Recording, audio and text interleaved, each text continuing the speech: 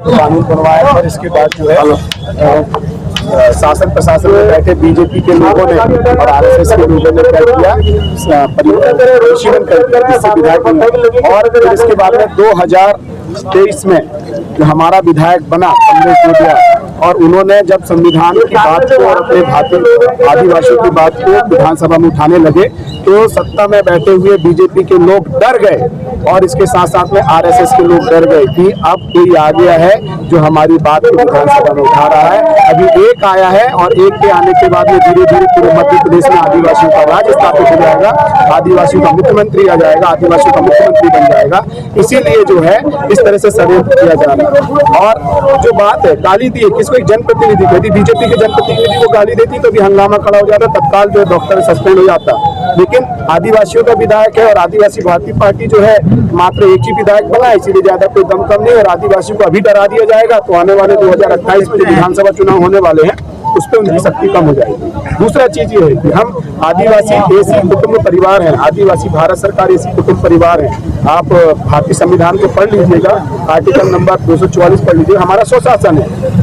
तो हम जब विधायक अभी भेज रहे हैं, इसीलिए जुडिशरी में विधायक इसलिए भेज रहे हैं कि हमारा विधायक जुडिशरी में जाके यहाँ की कानून व्यवस्था को देखे और हम अपना जब स्वशासन स्थापित करें तो किसी बात की कोई चिंता ना हो। एक डर ये है। दूसरा डर ये है कि जो आरएसएस है, आरएसएस की पैर के नीचे से जमीन खिसक गई है क्योंकि आदिवासी अपनी संस्कृति, अपने संस्कार, अपनी परंपरा, अपनी रीति रिवाज को जान चुका है। और सबसे बड़ा डर ये है जो गोपनीयता की शपथ लेते हैं, 1969 को लीज खत्म हो चुकी है इस भारत की, और भारत की लीज खत्म हुई थी तो ये आदिवासियों का भारत हो गया था। जो हम अनाज उगा रहे हैं धरती से, हमारे अनाज उगाने से जो शरीर बड़ा हो रहा है, और जो भारत सरकार के पास में जो 1 रुपया है जो भारत सरकार बोलता है और बाकी के जो नोट है उसमें बोलता है रिजर्व बैंक ऑफ इंडिया। तो हम अब हिसाब लेने वाले हैं, हिसाब लेने वाले हैं टीएसी के तहत। और इसके साथ साथ में भारतीय संविधान के 275 आर्टिकल में जो अनुसूचित जाति जनजाति के जो केंद्र सरकार राज्य सरकार जो विकास के लिए जो प्रावधान बनाती, जो बजट बनाती, उस बजट का भी इन्होंने बहुत सारा घोटाला किया।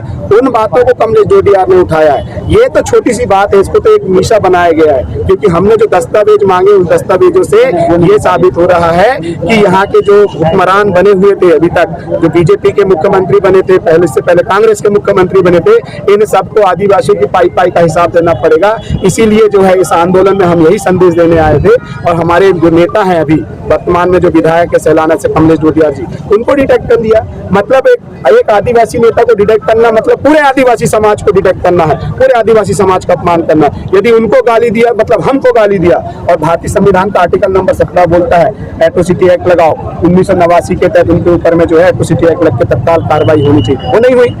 अब कहाँ गए हमारे देश के राष्ट्रपति आदिवासी की बात करते हैं, कहाँ गए देश के राज्यपाल जो आदिवासी की बात करते हैं, और कहाँ गया देश का वो मुख्यमंत्री प्रधानमंत्री जब चुनाव आता है तो आदिवासी ऐसा आदिवासी वैसा, आदिवासी को ये कर रहे हैं वो कर रहे हैं। जब हक अधिकार की बात आती है तो हम ही को परेशान करते हैं।